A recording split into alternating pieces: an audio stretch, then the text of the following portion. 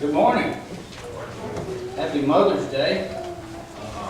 So thankful for our mothers. I'm going to continue on with our Mother's Day celebration, I guess you would say, celebrating the gift of mothers. Kept everything very brief during the breakfast time so we could just spend our time together. Before I get into the sermon this morning, I want to bring up something that was brought up at the men's retreat. And this is the challenge that I brought to them and the challenge I'm bringing to all of you. And this is in keeping with our theme for the latter part of last year and all of this year, Ready, Set, Grow. The challenge is this, that every one of you have, by this time next year, have one other person with you who has not been here up to this point. You think you can do that? I think we can do that. With the Lord's help and with the zeal that I know you all have, we can most certainly do that. So that is your mission, should you choose to accept it. Not mission impossible, but mission possible.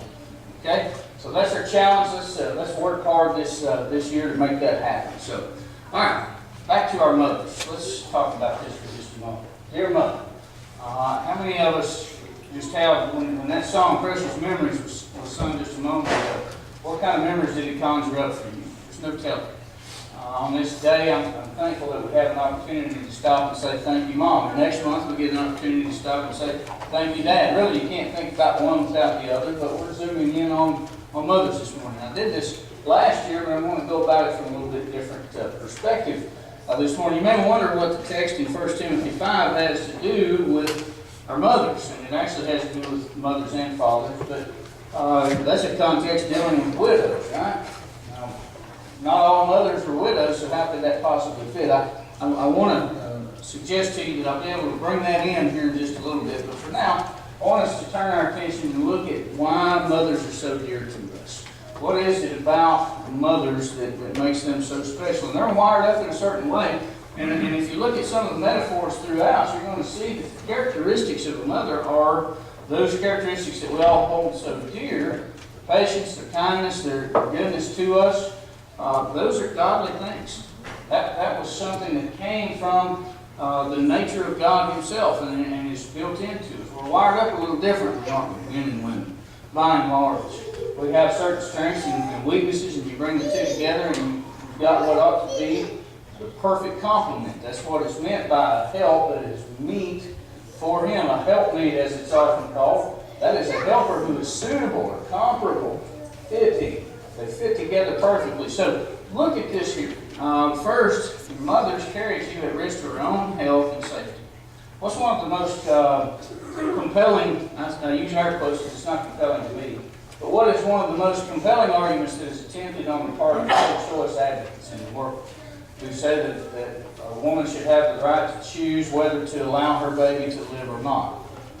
Well, a risk to the mother's health. When was the last time that a mother gave birth to a child without risk to her health? So really, if we go that route, we're throwing an umbrella over every child. And every woman should be able, under any circumstance, to say, hey, I'm going to stop this. I'm not going to have this child. Let's take a look back in Genesis 3:16. And this is something that was tied directly into the fall of man in the garden. And in verse 16, to the woman, God has this to say. He said, I will surely multiply your pain in childbearing. In pain you shall bring forth children. Your desire shall be for your husband, and he shall rule over you. So in spite of the pain that's inflicted because of this, mothers still want to have children. And that is something that is built in. You see that, as I mentioned earlier, throughout the biblical text. How many women in the Bible, great women in the Bible, and how many did God use who were barren at one point, God opened the womb and blessed them with a child? And what was the result every time? There was joy because of that. And in John 16:21, a verse we read just a little while ago, dealing with the pain and the sorrow that she feels because she knows her hour is coming. This is difficult. It's a lot easier on us now in developed countries like our own. We have means to get around with a lot of that action that comes with childbirth, but nonetheless, there is still plenty of risk to their health and safety. So there it is, folks. That's the first thing she did for us. She risked her own neck in order to bring us into the world. Now, let's turn our attention to 1 Thessalonians chapter 2. Because anytime that you use a metaphor, you would think that it would have some point of connectivity in real life. Right? And the Holy Spirit understands that better than anyone. Paul uses a metaphor in 1 Thessalonians to talk about how he and his fellow workers had worked among them. And he says in verse 7, we were gentle among you, like a nursing mother taking care of her own children. So being affectionately desirous of you, we were ready to share with you not only the gospel of God, but also our own selves, because you have become very dear to us. Now think about some of the language that's built in. It's gentle among you, like a nursing mother. A mother is at the core of a mother's gentleness, right? I remember sometimes when my dad would say, you keep crying, I'll give you something to cry about. Anybody ever heard that?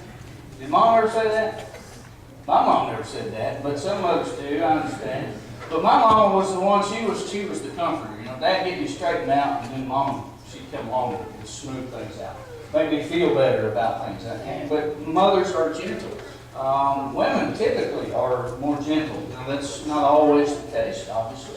There are exceptions to every rule.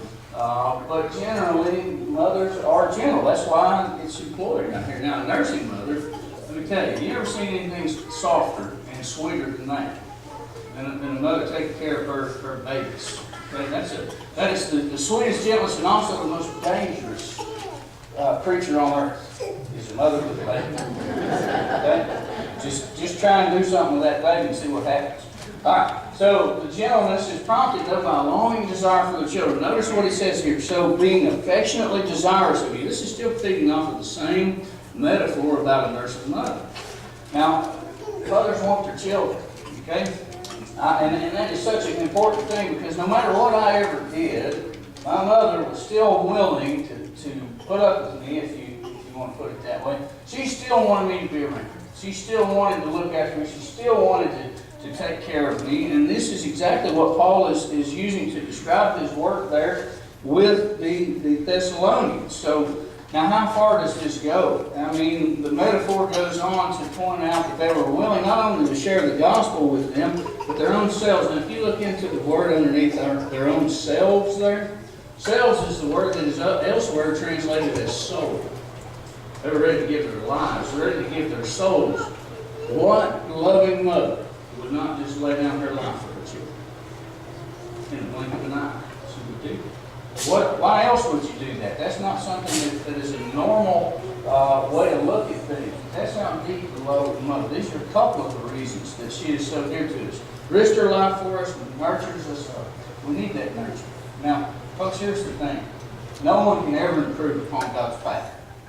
Okay, there's a reason He made us male and female and gave us the gift of marriage and the gift of children flowing out of that. We cannot improve upon that pattern, and any attempts that humankind has ever made to do so has failed utterly. Now, she comforts you. Look at Psalm 131 and verse 2. This is another metaphor using the love of a mother, or the nature of a mother, in order to demonstrate something about the nature of God. We'll just go ahead and read the whole psalm. It's just 3 verses. O Lord, my heart is not lifted up. My eyes are not raised too high. I do not occupy myself with things too great and too marvelous for me. But I have calmed and quieted my soul like a weaned child with its mother. Like a weaned child is my soul within me. O Israel, hope in the Lord from this time forth and forevermore. It's comfort. I mentioned this before, but there was a traveling surgical unit in Ukraine over this recent turmoil with the Russians there. And what they do, they travel around and pick up these Ukrainian soldiers, and they work on them. Okay, many of them are about to expire because they've been wounded in combat. And then here you've got hardened men, trained soldiers, fighters, who, whenever they bring them into this mobile surgical unit and they begin to work on them, you know what, most of them, they said almost universally what they're saying, I want my mama.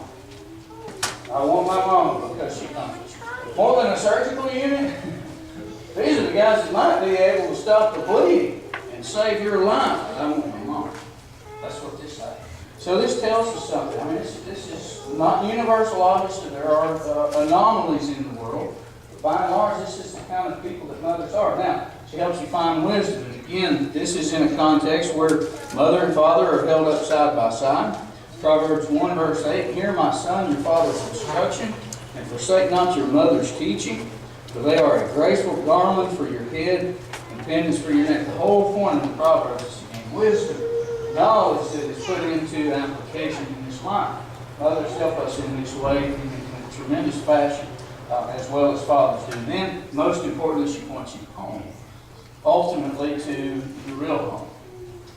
Instilling faith in you. 2 Timothy 1:5, Paul was thankful for the sincere faith that had resided first in his grandmother Lois and then in his mother Eunice, or his mother Eunice, and now that he was convinced was in Timothy as well. So here you have 3 generations of people. The faith of one woman turned into the faith of her daughter, and then the faith of her son. And that's the most important thing of all. In 1 Timothy 2:15, concluding a section on a woman's role in the church. She will be saved by childbearing. It shouldn't be childbearing, but child rearing. They continue in faith and love, and so on and goes. So this is why she's so dear to us. And you could add how many pages to this? Think about it for a moment. Why are you thankful for your mother? Now, let's zoom in on this day. What's the best way to thank her for all of that? How do you thank someone who risked her life, nurtured you, put herself out? She ate last. Okay, every time. I'll never forget. And I look back on it and I think, wow, she had to have been as hungry or hungrier than I was, because I've been loafing around after school waiting on her to get home from work. And this was at the time when she was a single mom. And she'd come home after a long day of work and cook me supper. Look back and think, well, I should have had her supper. That's what should have happened. But you know what? She would fix supper and sit down and let me sit down and start eating first, myself and my sister. And that's just an amazing quality. But how do you think someone who does those kinds of things? Well, they love flowers, cards, candy, dinners. You notice I put parentheticals around annual there. I hope that's not the case for anyone, but I'm sure it is for some. And some of you may not be able to get there. They may be on, who knows how far down the line they are from you, and you're just not capable of it. Day at the spa, what mother doesn't love that? But to just look her in the eye, to sit down with her and say, you know what, Mom, you're the best. I love you dearly. I'd say she would trade every single card, every single flower, every single piece of candy. You just reach out and take her by the hand, hug her sweet neck, and say, I love you better than anything in this world. Now, let's look at the biblical one. And this brings us back to our text. Now, I know it's not a text per se about how to treat Mother's Day. It most certainly doesn't have anything to do with Mother's Day. Okay? And here's why. Mother's Day, as we know it, was initiated in 1914 by President Woodrow Wilson. Okay? He's the one that's credited for it on the federal level. But I want to share with you a little piece of history here and demonstrate that what has happened to it over time. And please don't take this as saying that I'm against you sending flowers or cards or candy or any of that. I'm not. I think you should do that. But I think we need to keep it in its proper context. Woodrow Wilson proclaimed the national holiday in 1914. But the idea first came up from a woman named Julia Ward Howe. She's also the writer of the Battle Hymn of the Republic. You may be familiar with that song. It was in 1872 that she came up with the idea, and she wanted to dedicate it to peace, to try and heal some of the wounds from the Civil War. But that wasn't where it gained traction. It was a woman by the name of Anna Jarvis, who's universally credited with founding the holiday. It was 1908. A couple of years prior, she had lost her own mother, and she was still grieving and struggling with a way to honor her mother. Because her mother had done so many things for her, and she wanted to show her appreciation. So, in 1908 rather, in Grafton, West Virginia, she held a ceremony to her mother. And she was so moved by it that she went on a national campaign to try and get the country as a whole to honor mothers for their many contributions. West Virginia was the first state to make it a state holiday in 1910. Shortly after that, the next year, most of the rest of the states did, and then in 1914, Woodrow Wilson ultimately made it a national holiday. Now, what's that got to do with anything? Well, what I was unaware of in all of this is that after this, she spent the rest of her life trying to undo what she had done. She tried to put an end to Mother's Day. Now, here's why. Because the entrepreneurial side of America came out. You've got this sentiment. It's, Mom, hey, how can we cash in on this thing? Right? And so inevitably that's what happened. She actually filed a lawsuit in 1923 to stop a Mother's Day festival. And then she was later arrested for discovering the piece because she found that a War Mothers Convention was selling white carnations, which was Jarvis's own symbol for mothers, and they were doing it to raise money. She says this was not what I intended. I wanted it to be a day of sentiment, not profit. So as she grew older, she never had children, so she never got to be a mother. But at 84 years of age, she finally passed away. But what's ironic about this? She sat in a nursing home where she made those statements that I just read to you, and the room was filled every year with Mother's Day cards, thanking her for what she had accomplished. And she had been trying to turn back the tide on it because it had become commercialized. Okay? Now, what's that got to do with anything? We better be careful. As children of God, we have a responsibility, a much higher responsibility to our parents than what the entrepreneurial America has made Mother's Day and Father's Day. What don't we capitalize on, right? If it can help the bottom line, tug on those heartstrings. That's the American way. That's just what it is. On the business side of things, but I submit to you that the responsibility we have to our parents and the way that we ought to thank them is much deeper than this. Let's just take a look again at 1 Timothy 5. Verse 3, honor widows who are truly widows indeed. Now this is interesting because you're going to see a little bit later in this context that they had a role. They had to be at least 60 years of age. The husband or the wife of one husband who had raised faithful children, she had been zealous for good works on the go. Then and only then could you put her on the roll, meaning that the church could support her as a widow. All right. Now, but the interesting thing to me is the definition of a widow, indeed, one who was to be put on the roll. And this is all about taking care of the needs because they didn't have Social Security, right? They didn't have 401ks that they might have been paying into all those years, and it was going to support her.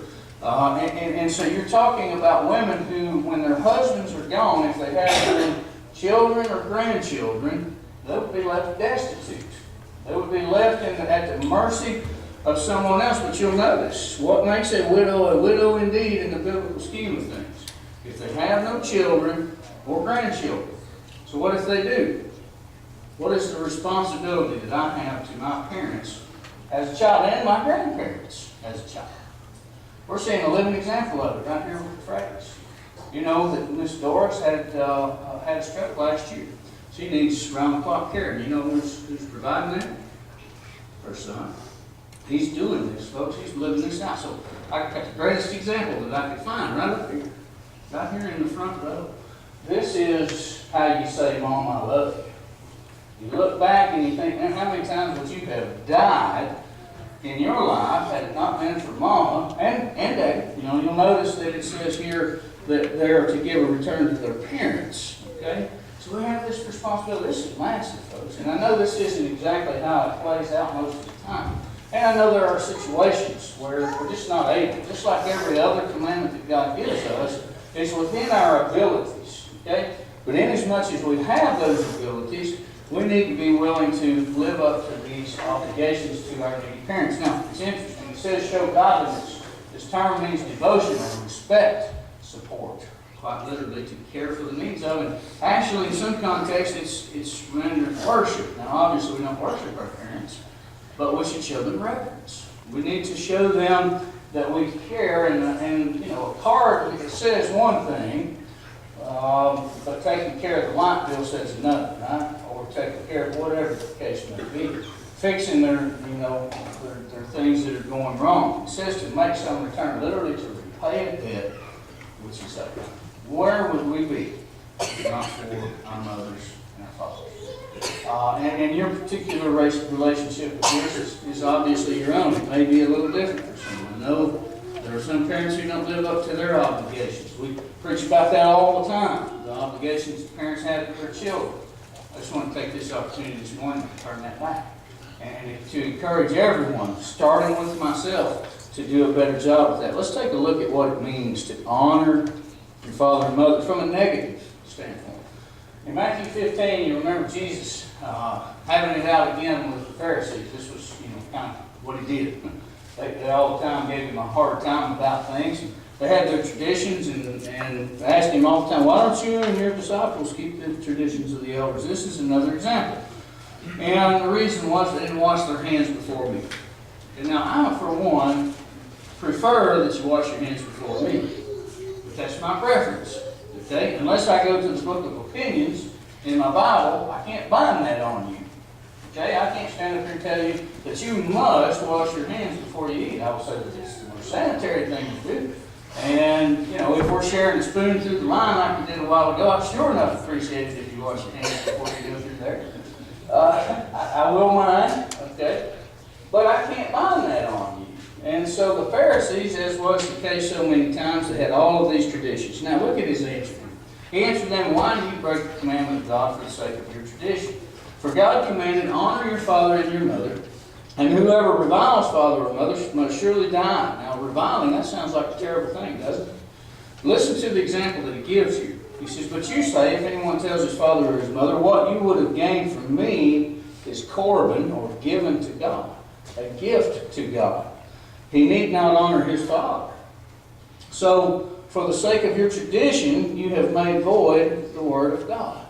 So, what does it mean to honor your father and mother? It means to provide for them in some sense. Because here is something that could have been given to them and gained by the mother and father, but they said, no, what would have been gained for you has been given to God. And so they set aside the commandment of God to honor father and mother. So, this is what God says to us. How are we going to do that? Now, the specifics are going to be different for every situation. Some parents are never going to need us in that way. So it may be nothing more than time. Okay? Think about the time they spend on you as you're going. It's so easy for us to get off in our fast-paced world. There have been times where I've looked at them and I said, you know what? I haven't talked to my mother or my father in a week now. I got a phone. It's right here in my pocket. I talk to many of you all the time on that phone. I talk to many other people all the time on that phone. And then I step back and say, wait a minute. What about the mom and dad? They get forgotten. And who was the one? Who were the ones that were there to carry me through when nobody else was going to do it? That'd be my mom and my dad.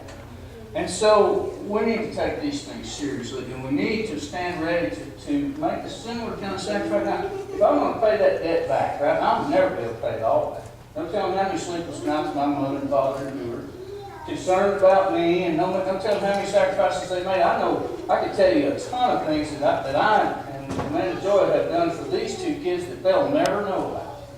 That they will never know about things that we're willing to give up. And I'm not saying that so hey, look, that's we're great.